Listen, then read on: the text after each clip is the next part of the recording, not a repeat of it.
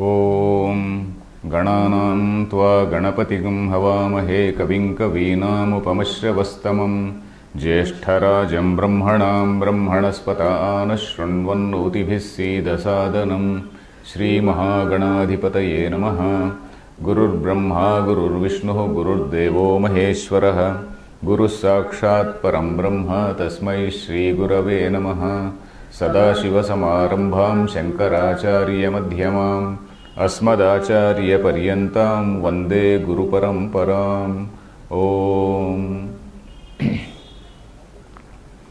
Dear friends, we are reading this Viveka Chudamani. We are still in the beginning. We were reading the 21st shloka in the last class. This is about Vairagya. So in the beginning, Shankaracharya told about the greatness of human life. Then he said about what has to be done, what has to be done by a man, what are the objectives of a human being. The greatest goal is to know the meaning of life. And then he is now telling who is eligible, the person who is eligible for this type of enquiry. And earlier he has said that without enquiry there is no meaning in life. You have to inquire, every man has to inquire as to what is the meaning in life. So that is what he said. And who is competent? Adhikari. So that Adhikari, we are seeing that particular thing. And in fact we completed that also. And the fourfold sadhana chatushtayam, the person who is equipped with the fourfold practices, spiritual practices, so he is eligible for the next class, which is the higher class, which is called Brahma Vidya. So that is where we are. And then we saw in the last class, among the fourfold sadhanas, we saw what is called Nitya Nitya Vastu Viveka. That is a discrimination of what is eternal and what is non-eternal. Then Iha Amutra Phala Bhoga Viraga, we saw that. Iha means here, Amutra means there. So the results which are obtained in this world by performing yajnas, etc., yajna, dana, etc., etc., and then the results which we are going to obtain by virtue of yajna, it may be yajna, it may be any other thing. The other world, as we say, we talk about Ihaloka and Paraloka, that is this world and the heavenly worlds. So that one has to develop Vairagya for that also, because those heavenly worlds are also impermanent. It is not as though they are permanent, and they are only extension of physical pleasures. There is no Viveka, there is no Chintana, there is no Viveka. The ego is still there. The ego and then the selfishness is still there. A man like Dharmaraja, he feels unhappy when he goes to heaven and sees Duryodhana also there. When Dharmaraja goes to heaven, he sees Duryodhana also there. How is that this bad fellow has come to say this heaven? So like that, even when one goes to heaven, there is no liberation from ego. Liberation, that ego is still there. That all our enemy, all our feelings of love, hatred, jealousy, etc., etc., are still there. Then the third point is Shamadhi Shatka Sampatti, Shama, Dama, Uparati, Titiksha, etc., etc., which we are now seeing. Shamadhi Shatka Sampatti is the third one. Mumukshutvam is the fourth one. Then again he explained what is this Nitya Nitya Vastu Viveka. Then he is now describing what is Vairagya. Viveka, Iha Mutra Phalabhoga, Vairagya, he is explaining. That is what we were reading in the last class, that is 21st shloka. Tad Vairagyam Jihasaya Darshana Shravanadibhihi. That is shloka which I read. We were in the middle of that explanation. Dehadi Brahma Paryante Hyanitye Bhogavastuni. So that is what it is. So here, Tad Vairagyam Jugupsa, our Shringeri edition says Jugupsa, this Ramakrishna Mission edition says Jihasa, almost one and the same. Jihasa is the desire to give up. Hatum Icha, Ha, O Hak, Tyage is the root. So that is, Jihasa is a desire to give up, a desire to relinquish. Jugupsa is seeing the vulgarity, seeing the futility, seeing the uselessness, and then protecting yourself from that, keeping away from that. That is what is Jugupsa. Gupadhatu, Gupu is Rakshane, Gupu Rakshane. That is protecting oneself from all this nonsense. That is it. Protecting oneself from this nonsense, something which is abhorring, something which is hateful. So that is what is called Jugupsa. So both are almost one and the same. Tad vairagyam jugupsa ya darshana shravanadibihi. Darshana shravanadibihi is the human life is full of this darshana and shravana. Now we have got Dura Darshana and Dura Shravana, etc., etc. We have got so many, say, entertainment programs on TV. We have got so many other programs. Every day there is some program going on. So a person over a period of time sees the futility. So a child may get attracted for some time, but after some time a person he sees the futility of all that. It is though so predictable, it is so futile. Every fellow is coming out and telling some morals, and we know that every person is say having his own agenda, etc. And very little say substance we see there. So a person gets dejected after some time. So that sort of dejection is what is being talked about. And that dejection is something which has to be a result of vairagya. It should not be a temporary dejection. About temporary dejection, there is a term called Purana Vairagya. Purana Vairagya means you go to suddenly some friend invites you to a satsang, and then you go and attend that satsang. And in that satsang, okay, that Mahatma speaks in such an impressive way. Of course, there are several people who speak in a very, very impressive way. And then there are really sincere people also. So they speak in such a sincere and then such an impressive way that a person is temporarily under the influence. So for a few hours he is under that influence, or at least, if not few hours, at least 1 or 2 hours. And then after coming home, immediately again, we are now back into our own, say, routine activity and routine, say, emotions of love, hate, etc. So that is what is called Purana Vairagya. As long as you listen to Purana, you are having that Vairagya. Another Vairagya is Smashana Vairagya. Suppose you see the death of somebody, then suddenly, oh, this is all impermanent, people are going to die. Okay, we are also going to die sometime. So suddenly some fleeting thought like that comes, and then that fleeting thought disappears immediately. So that is what is called Smashana Vairagya. So Vairagya should not be such some sudden and impulsive development. It should be something which is the result of a proper Viveka. Viveka has to lead to Vairagya, because we are seeing that all these steps, Sadhana Shatkam, this Sadhana Chatushtayam, one leading to the other, one leading to the other. Even in this Shamadhi Shatka Sampatti also, Shama is leading to Dhamma, Dhamma is leading to next Uparati, etc. It is leading, one leading to the other. So that is what we see. So Dehadi Brahma Paryante Hyanitye Bhogavastuni. So Anitye Bhogavastuni. Anitya means something which is ephemeral, which is non-eternal. Then Bhogavastu. Bhogavastu is object of pleasure. In all the objects of pleasure, Bhogavastuni, in all the objects of Vastuni, of course, he is using singular only. It doesn't matter. In the objects of pleasure, we can take it as plural also. In the objects of pleasure, one has to develop what is this jihasa. And what are these objects of pleasure? Dehadi Brahma Paryanta. Deha, starting with Deha. Deha is what? Deha is the body.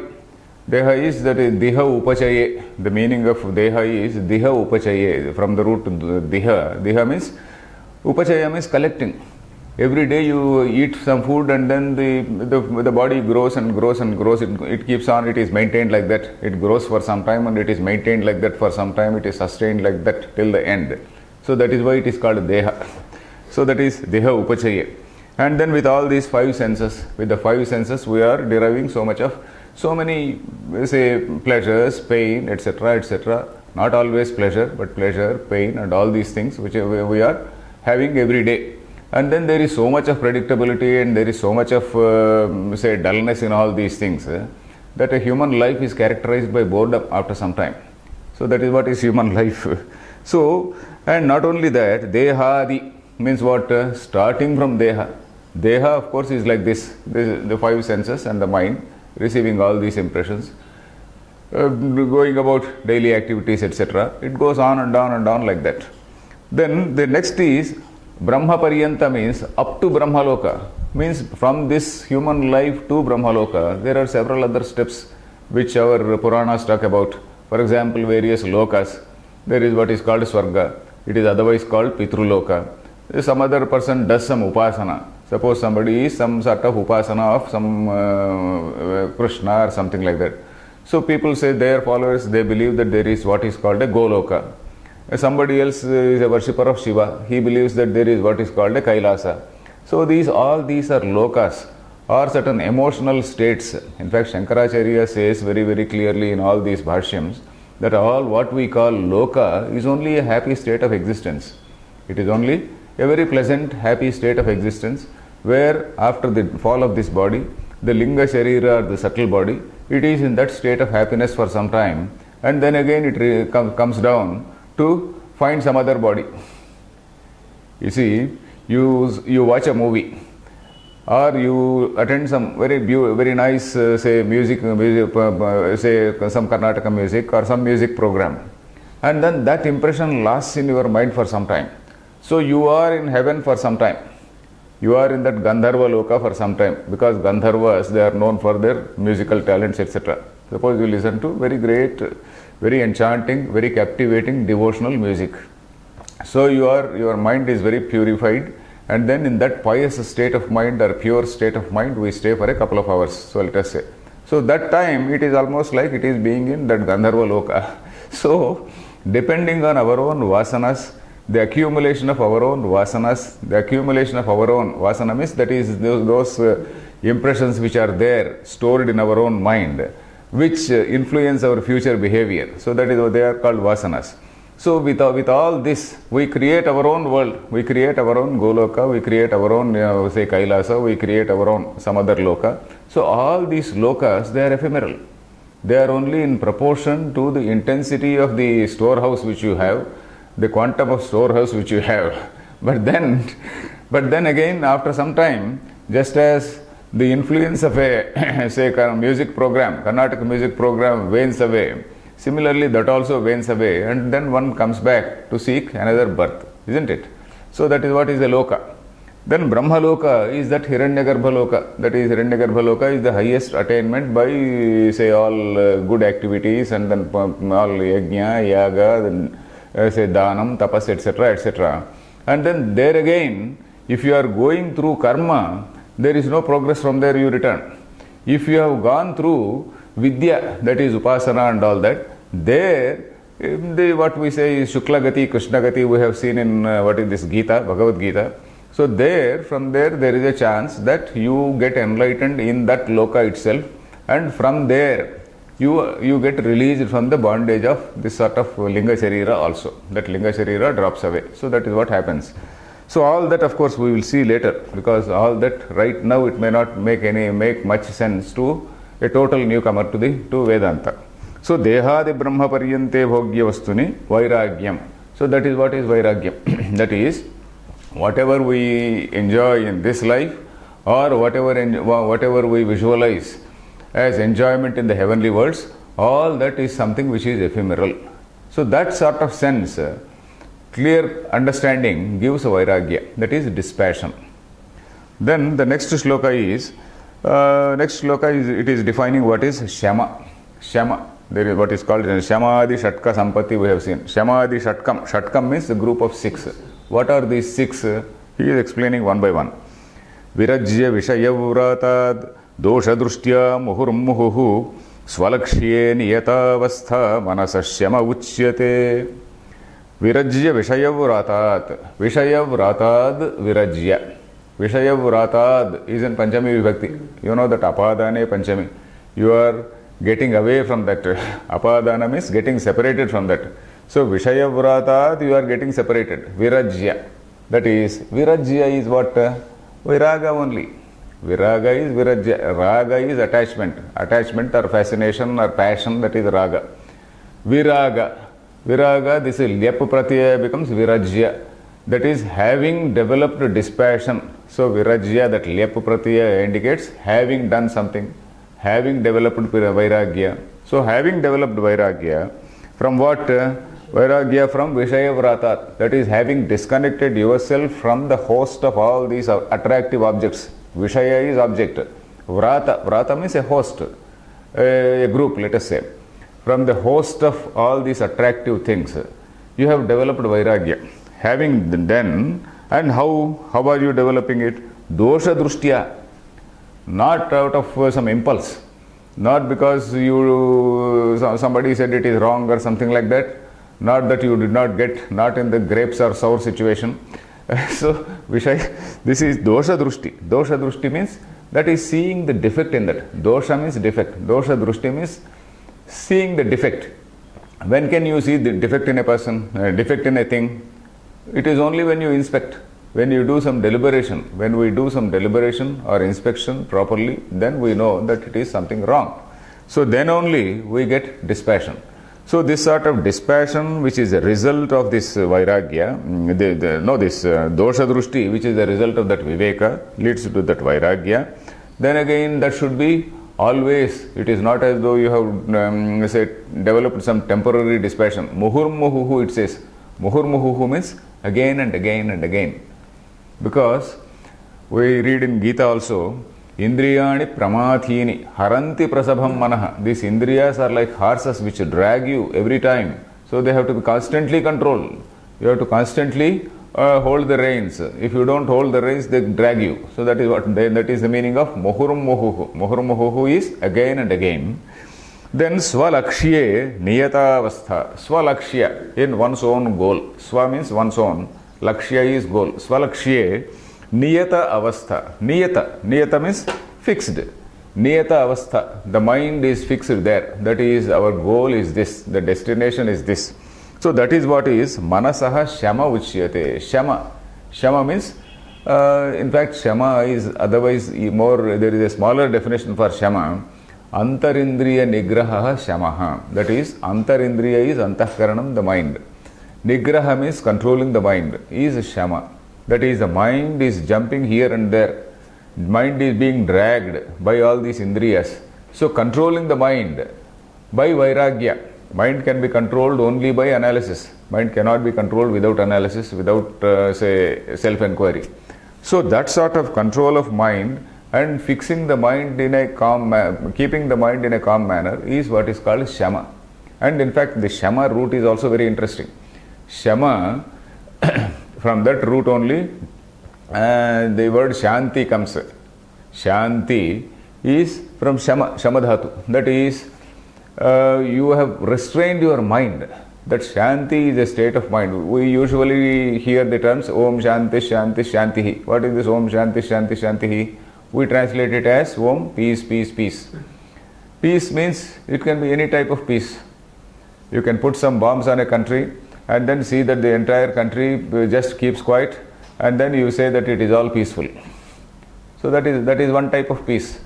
Sometimes in law and order situations we impose some curfew, or you just open fire and kill one or two people and then everything is quiet. So we say yes, peace, the situation is peaceful, we say. There is what is called a situation report. That situation report says situation is peaceful. So is it peace really? There is no peace, because the warring groups, they have that hatred, that nurturing of hatred is still there in their minds. So it is not a situation of peace. Peace is a situation where the minds are restrained. From both sides the minds are restrained. So the superpowers, they don't even think of hurling bombs on a country and keeping it under control. They won't even get the idea of hurling bombs. So that is what is peace. And here some other man doesn't have the idea of creating some doing some terrorist act in some other place. So that is what is peace. So long as that hatred is there in the mind, it is not peace. Outwardly there can be peace, but inwardly it is not peace. So Shama is it has a very deep meaning. Shama is the result of the control of mind.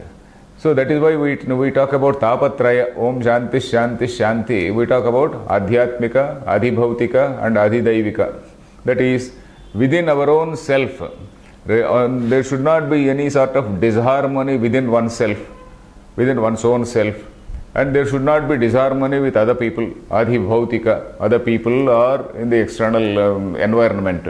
Then Adhidaivika, our understanding of the divine, there should not be any conflict or disharmony. So this is the meaning of these three types of tapas. Adhibhautika tapa, trividha tapa we say, tapatrayam we say. So this Shama is a very important word. So mind should be kept in a very calm state, that quietude of mind, where the mind is not vacillating, mind is not dragged about. So that state is Shama Uchyate. Then the next shloka talks about after Shama is Dama. Dama is the simple explanation for the simple definition for Dama is Bahyendriya Nigraha Damaha. That is restraining the external, restraining the Indriyas.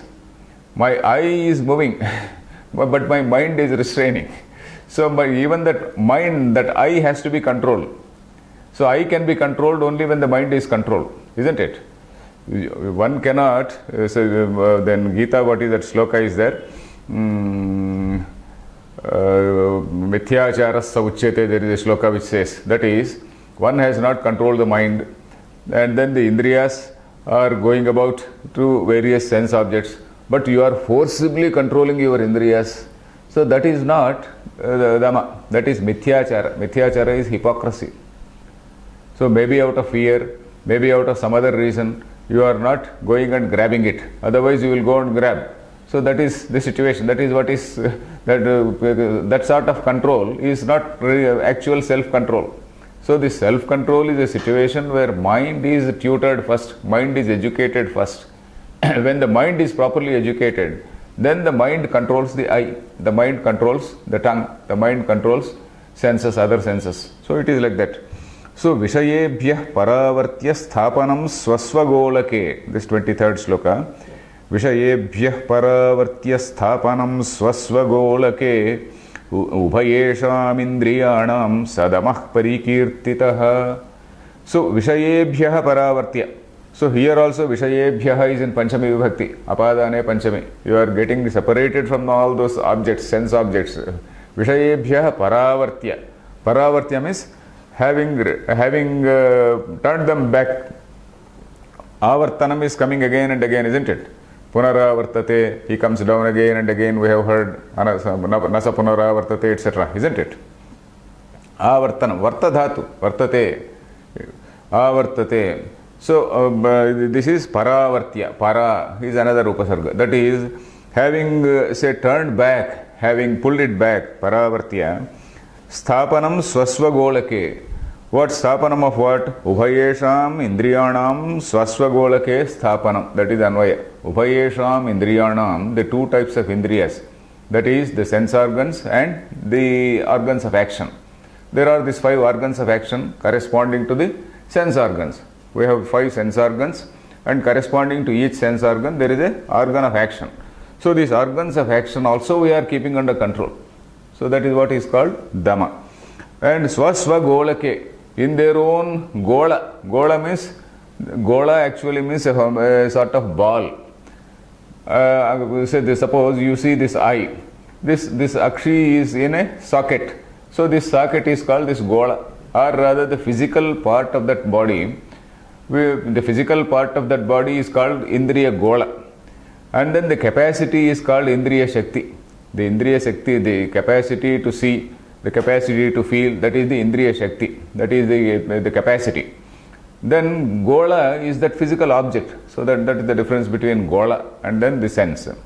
So the senses have to be restrained in their own Golakas. They should not be allowed to go out of their Golakas. Vishay Ubhayesham Indriyanam Sa Damaha Parikirtitaha. So that is what is Dhamma. And in this context, our Swamiji, Chandrasekhara Bharati Swamiji, has quoted that particular line from Kathopanishad also. In Kathopanishad, you get one shloka, Atmanam Rathinam Vidhi Shariram Rathamevatu. There is a visualization, the visualization of human being as a Ratha. Ratha means a chariot. So the self is like the owner of that Ratha. He is the person who is the boss of that. Atmanam Rathinam Vidhi Shariram Rathamevatu. This Sharira, body-mind complex, is that Ratham. And then Buddhim tu Saradhim Vidhi. Buddhi, that capacity to discriminate, that is what is called Buddhi. Capacity to think, capacity to decide, that is what is Buddhi. Buddhim tu Saradhim Vidhi. He is the Sarathi. Sarathi means the charioteer, the driver. Then Manaha Pragrahamevacha. This mind is the reins.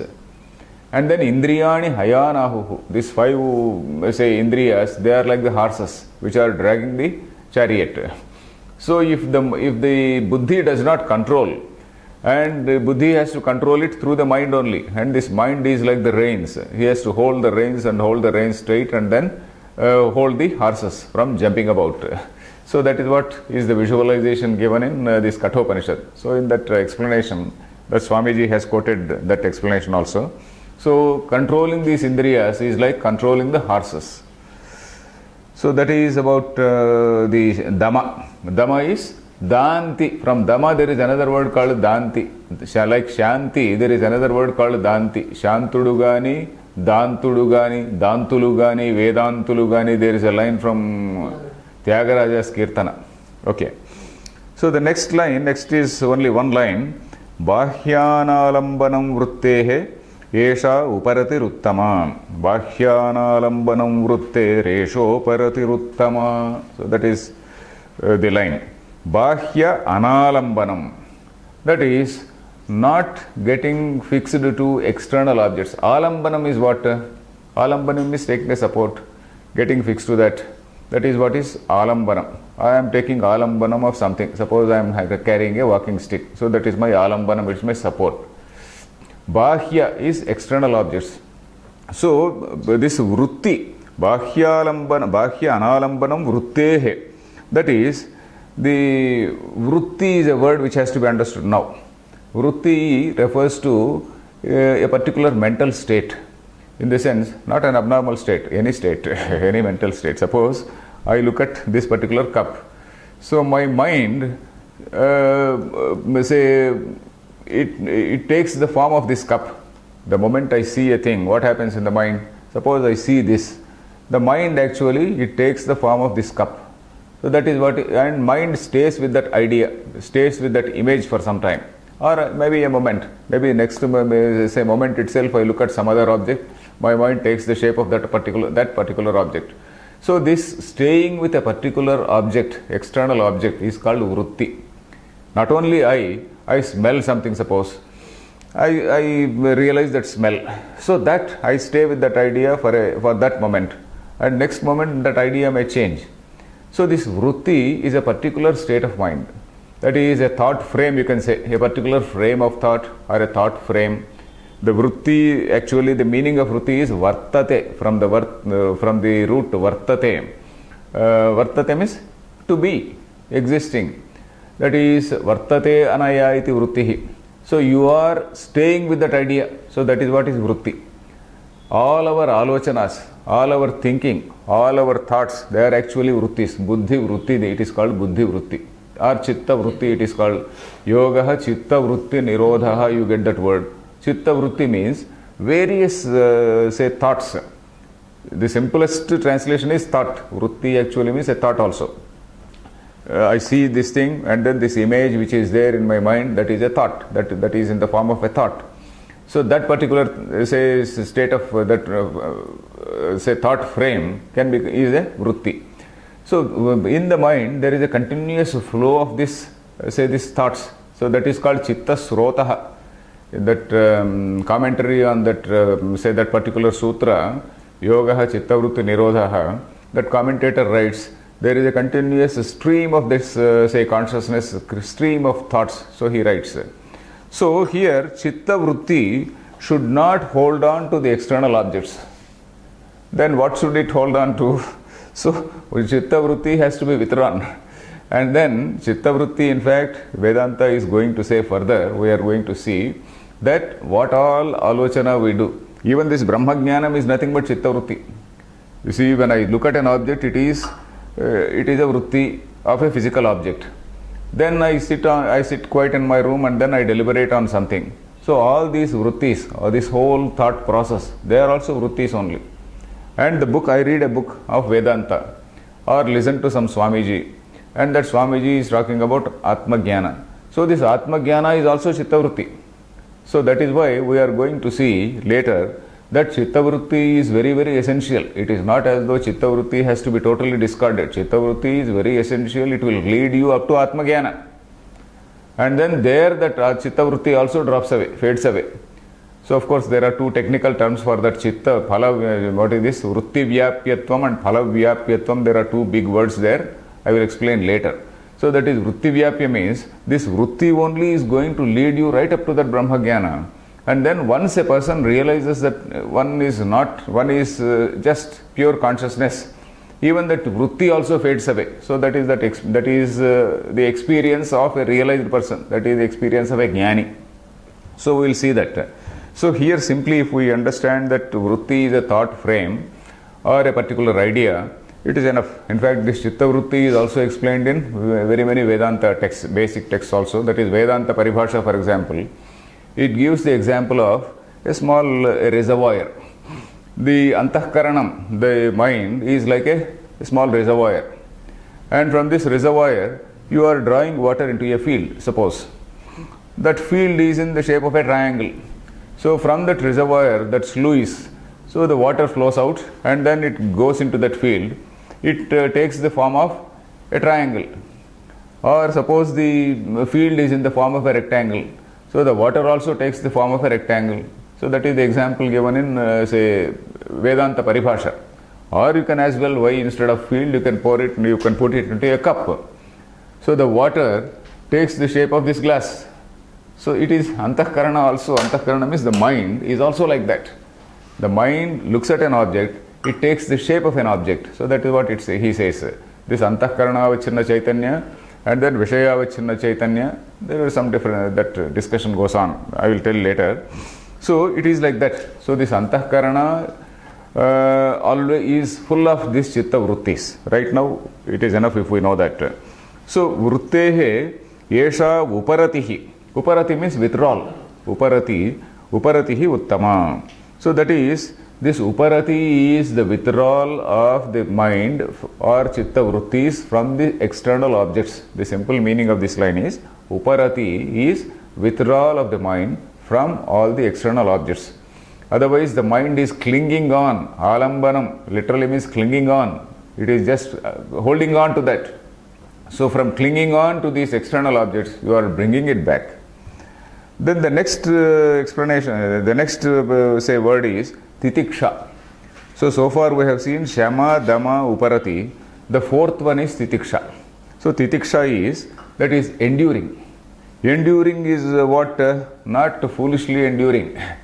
Because the mind which has withdrawn from the external objects, you see, the mind which has withdrawn from external objects, it doesn't even observe much. When you are like a detective observing everything, then a detective is not fit for Vedanta.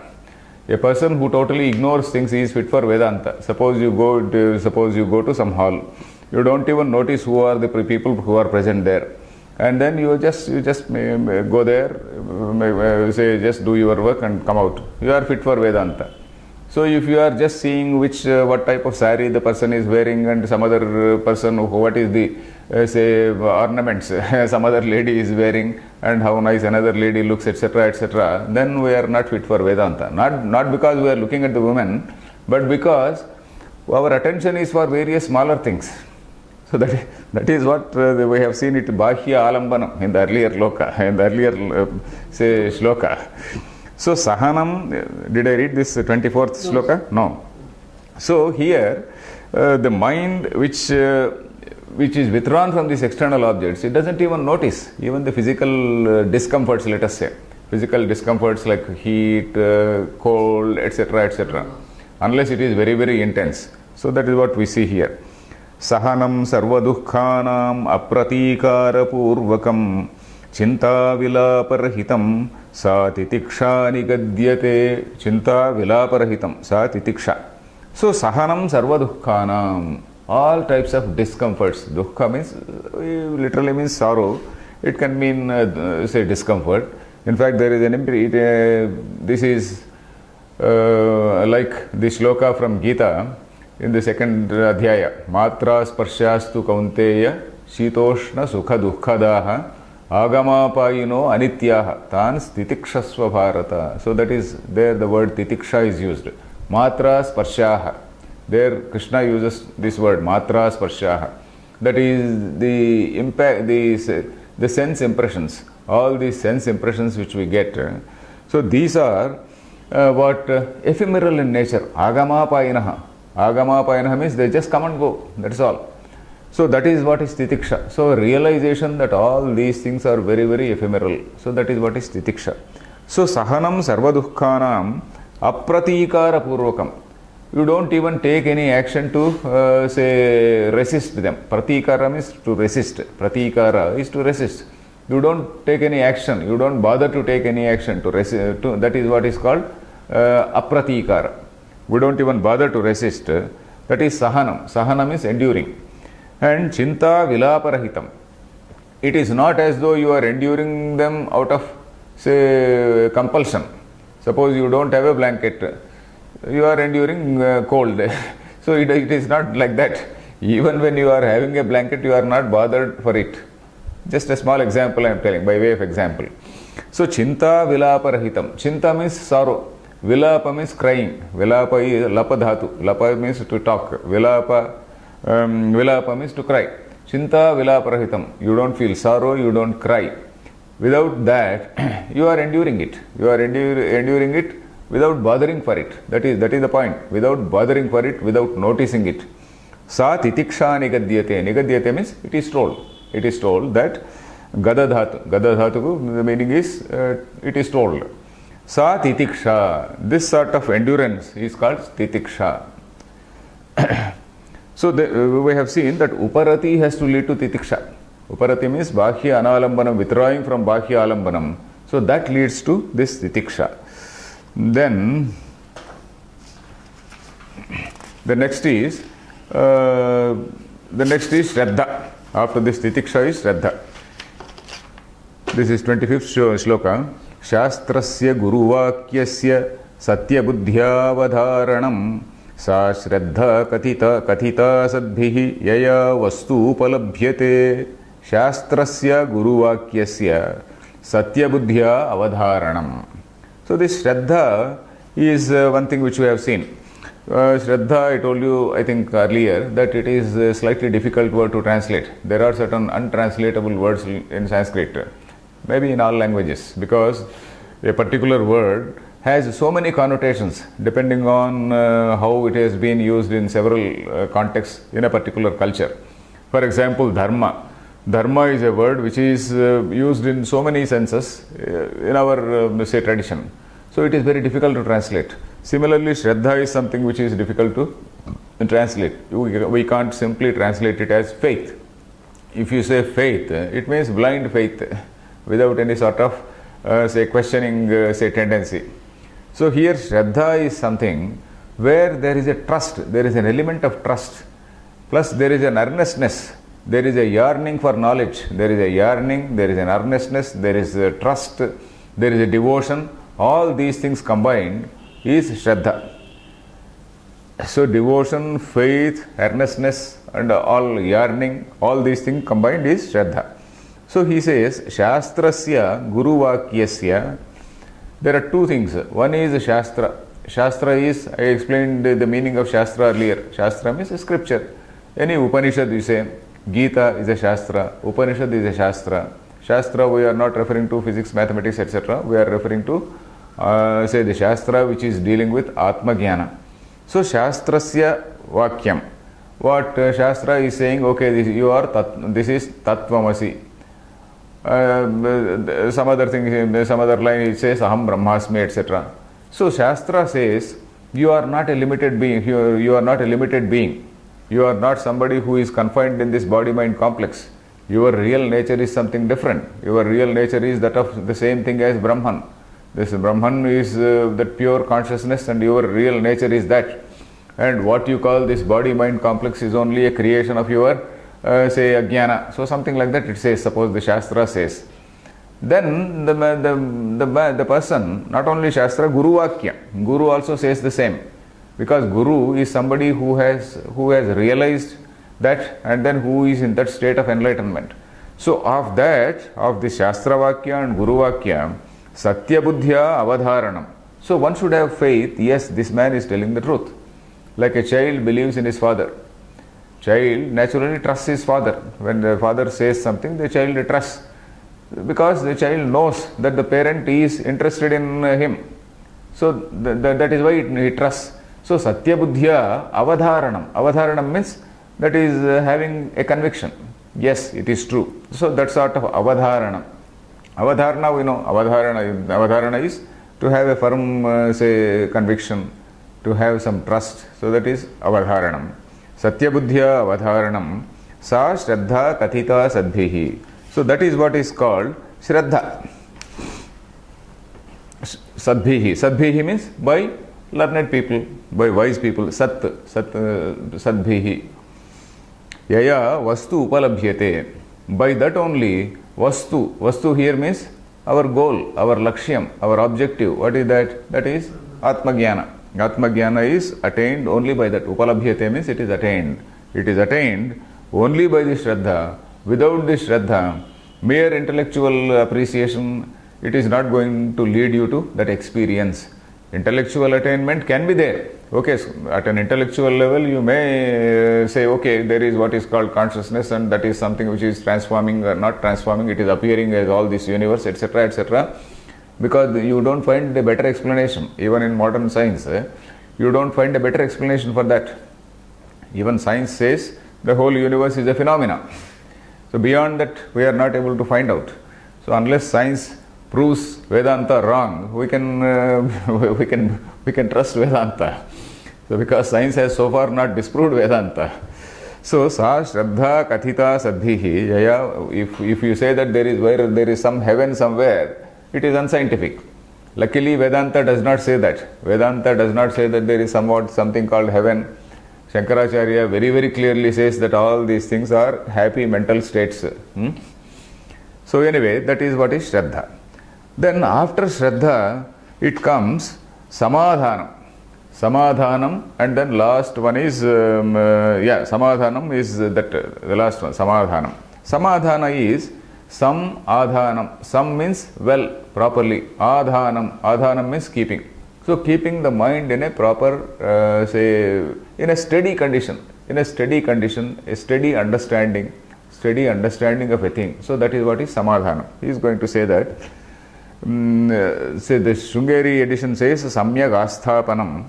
That seems to be better. Samyak Asthapanam seems to be better. Whereas this Ramakrishna edition says Sarvada Sthapanam Buddhehe Shuddhe Brahmani Sarvada. The Sarvada word is 2 times used in the same line. It may not be correct. I will read this shloka. Samyak Asthapanam Buddhehe Shuddhe Brahmani Sarvada Tat Samadhanam Ityuktam Natu Chittasya Lalanam. So Samyak Asthapanam. So if you take this edition, Sarvada Sthapanam. Sthapanam means to keep something in a particular place is Sthapanam. So Sarvada is always. And that Sringeri edition says Samyak Asthapanam. Samyak means well. Asthapanam means firmly placing it in a particular way. So that the meaning almost is same. So Buddhehe Samyak Asthapanam. Buddhehe. Here you can see that Shankaracharya is using the word buddhi and not mind. Mind is manas. He is not using the word manas. We know that, say this Antahkarana, there are 4 levels. That is Manaha, Buddhihi, Ahankara and Chitta. Did I tell in this class? In this class I don't know whether I told. Mano Buddhi Ahankara Chittani Naham. There is another shloka from Acharya, Shankaracharya. That is, the mind functions at 4 levels. That is Manaha. Manaha is the most primary level where I look at a thing and then I am not sure what it is. It just gets registered in my mind. I am still in a sort of indeterminate condition. That is an indeterminate knowledge about a thing. That is just an awareness of a thing. And I don't even know whether I like it or not like it. So that is that first level, primary level. The second level is to just see what it is and then decide whether it is right or wrong, whether it is good or bad, whether I like it or dislike. So that is, I make a judgment on that. So that is what is buddhi. So manas is one thing, buddhi is the second thing. The third thing is ahankara. Ahankara, normally we use the word in a rather to mean proud. Here it is not pride. Here it is the notion of I.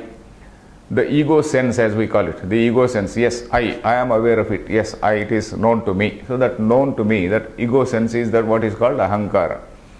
Then the fourth level is called chittam. Chitta means maybe much later, After you see a thing and then you you just leave it and then you go to something else. So, but after some time, you just recall that experience to your mind. Recall the same idea. Recall that chitta vritti. We saw that word chitta vritti just now. So, recall that chitta vritti and then you speculate on that. So, that is called, that faculty of recalling a thing back and then speculating on that is called chitta. So, there are 4 levels: manaha, buddhi, ahankara and chitta. So, here instead of using the word manaha, he is using the word buddhi. Buddhi means that decision making level. So, sarvada sthapanam buddhehe shuddhe brahmani sarvada. Shuddhe brahmani. Shuddha brahma means, shuddha means pure. Shuddhe brahmani means in the pure Brahman. So, when he says in the pure Brahman, it also means that there is what is called impure Brahman. Then what is that Shuddha Brahma and what is Ashuddha Brahma? So, what we have to know here is, say Shuddha Brahma is that pure Brahman. Even say that what we define it as Satyam Jnanam Anantam Brahma is that pure Brahma. That is Brahman which has nothing to do with this creation, which has nothing to do with any of this say universe, etc., and which is pure state of consciousness. That is what is called Shuddha Brahma.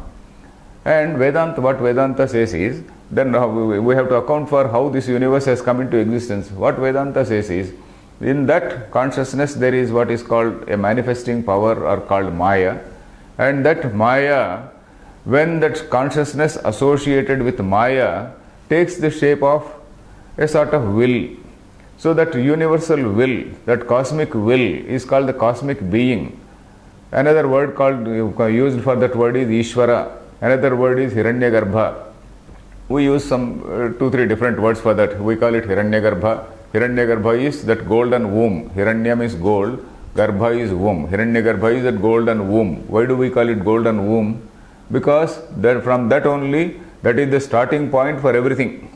Because that is the starting point for all this universe, we call it Hiranyagarbha.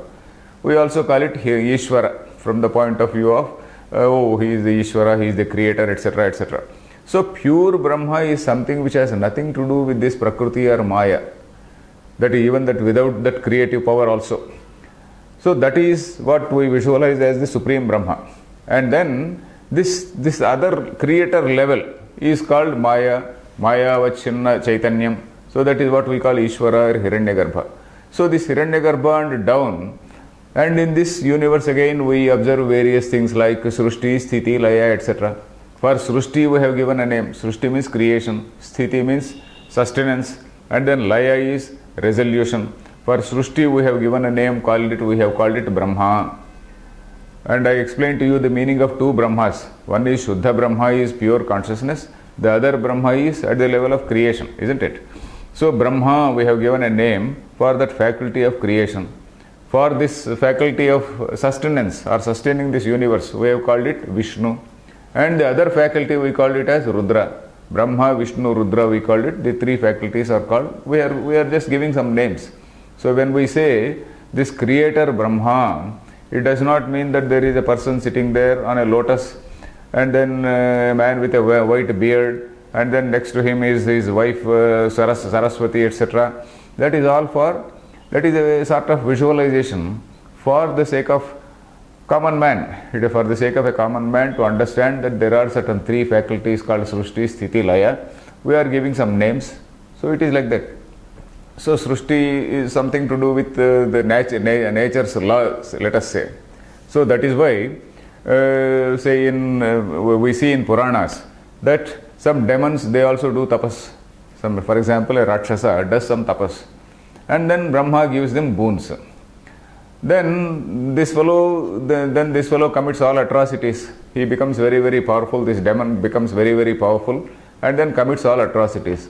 Then the law and order has to be maintained. That maintenance of law and order is the faculty. It comes under the faculty called sustenance. So that is why Vishnu takes birth and then comes to this world and then suppresses that evil. So all this thing is a sort of metaphorical representation or a sort of allegorical representation of a universal law. Even a bad fellow, if he works hard, he gets the result. Suppose a scientist is there. Scientists have created For example, this atomic energy they have discovered, let us say. And then discovery of atomic energy is okay. But then using it as an atomic bomb is a sort of demonic act.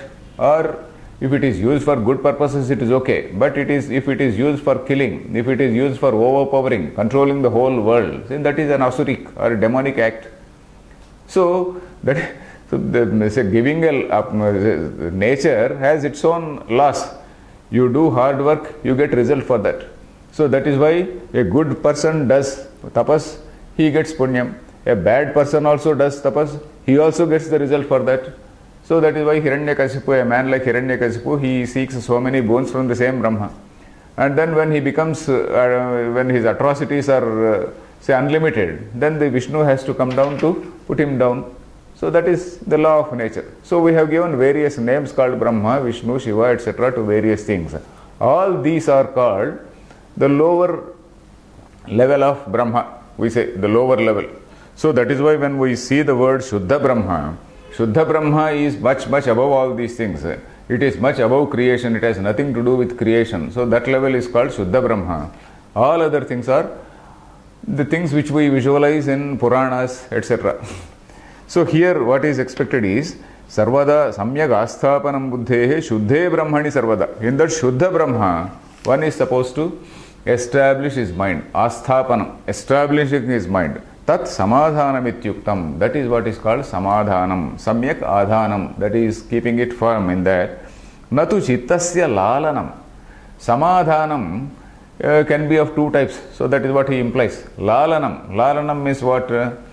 When a child is there, the child cries. When the child cries, you give him some lollipop and then he keeps quiet. Then again after some time he again cries. You give another lollipop. So whenever it cries, you are giving a lollipop or giving some promise or a chocolate. So that is what is called lalanam. Lalanam is just making it quiet by pandering to its requests. By pampering it, by pandering to its requests. Here it is not that sort of pandering. Pandering is I think it is a proper word. We are not pandering to the child's requests. So we are not pandering to the requests of the buddhi. So this buddhi has made proper analysis and then it has rejected all these small things. So this sort of yielding to temptation does not arise. So why I suddenly got this word yielding to temptation, because there is an English writer called Oscar Wilde. So he says, Oscar Wilde, of course, his words need not be taken here as truth in this Vedanta class. What he says is, the best way of yielding to temptation, the best way of overcoming temptation is to yield to that. So that is not the way suggested in Vedanta. What he says is, the best way of overcoming temptation is to yield to that. That is, you are yielding again and again and again. Then where is the question of overcoming? So what he says may be a witty statement, that's a different thing. It can be a witty statement which cannot be taken in Vedanta.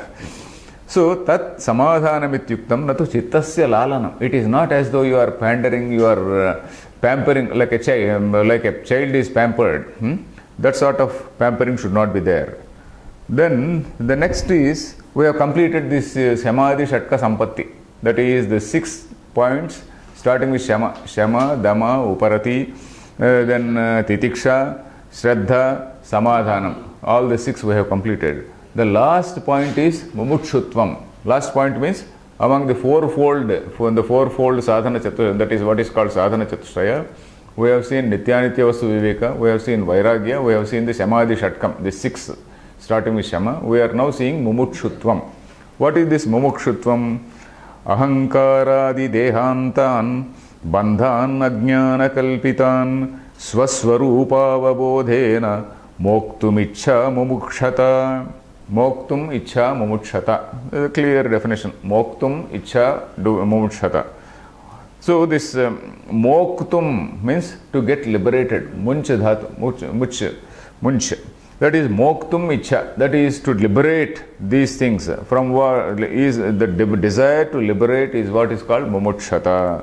Liberate from what? Bandhan ajnana kalpitan. Ajnana kalpitan moktum. All these bondages. What are all these bondages? Ahankaradi dehantan bandhan. So starting with ahankara. Ahankara is the notion of I. So I told you in the last classes also, whenever I say I, there is a definition for I given to me by the society. The moment I am born, there is a stamp on me that he is born in a particular caste. So he belongs to a particular caste, he belongs to a particular religion, he is a male, she is a female. Then you belong to a particular country, you belong to a particular race. So all these things, a particular social stratification, you are a white, you are a black, etc., etc. All this thing is an identity given in that society. As we grow, then we get some other identities. That is, I become a doctor, I become an engineer, I become something else. I am rich, I am poor. So like that, various other identities you get. Then you get married, you become a husband, you get a child, you become a father, then you become a grandfather after some time. So you being a father, grandfather, then son, daughter, etc., all these things, these are all the identity which gets over a period of time. This is our identity, isn't it? So this identity is a bandhanam. Bandhanam means a bondage. Identity is a bondage and we don't get liberated from that bondage. So ahankaradi dehantan, starting with this ahankara and then ending with this deha. So particularly with this, the entire thing is this with this body-mind complex only. All our bondage is with this body-mind complex only. So then what is this we have to do? What was suggested earlier, what the Vedanta suggests is, we should know what is me, what is really me and what is not really me. So if I say this body is mine, when I say something is mine, I am not that. Whatever I can dissociate, it is not me. So when I say this finger is mine, the finger is not me. So similarly the body is mine, I am not the body. So that sort of awareness, that sort of analysis, that druk drushya viveka, I am the seer and what is the seen? What the seer? Who is the seer in the body? So that has to be seen. The seer, when I say that I, who is this I? So ultimately we come to that question of who am I? So for this who am I, maybe we have to read that Ramana Maharshi's say dialogues, that famous discussions with Ramana Maharshi. They are all there in a book form. So the pet topic there is who am I? So that gives a lot of it is a good way to do chintanam. That is because all these sages or these Swamijis, what they do is they help us in doing chintanam. Because our chintanam may not be perfect. Our chintanam is just vacillating. You get vairagyam for a minute, then again you are attracted to something else. So if we want to avoid all that and get into some sort of steadfast chintanam, we have to read that say things like that Ramana Maharshi's dialogues, etc. So this swaswarupavabodhena moktumicha. This moktumicha is not possible just like that. Moktumicha is possible only by swarupa avabodhena. Swarupa. Swa means one's own. Rupa means nature. Swarupa. That is one's own nature. That is who am I. The basic point is who am I. Swaswarupa avabodhena. So it is only when you do that druk drushya viveka or kshetra kshetrajna viveka, as we have seen in the Gita, unless we do that, unless we take up this question, who am I, unless we pose that question to ourselves, there is no way of getting this mumutshata. The deep desire or deep yearning will arise only when we put that question to ourselves. So we will continue in the next class. Harihi Om Tat Sat.